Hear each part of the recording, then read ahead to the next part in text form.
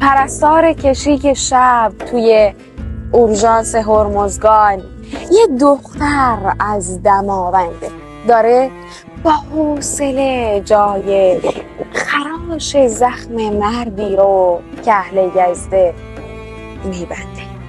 یه ترکی از شمال غرب مهندس ناظر امروز توی پارس جنوبی بود. توی آبادی کوچیک عروسی دوتا تاجیک به کردی پایکوبی بود.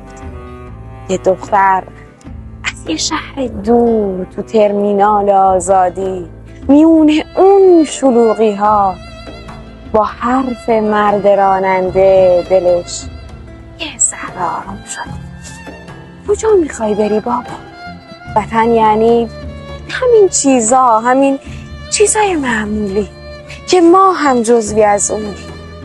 درست اغلب اوقات همش اندوه ولی باز باش.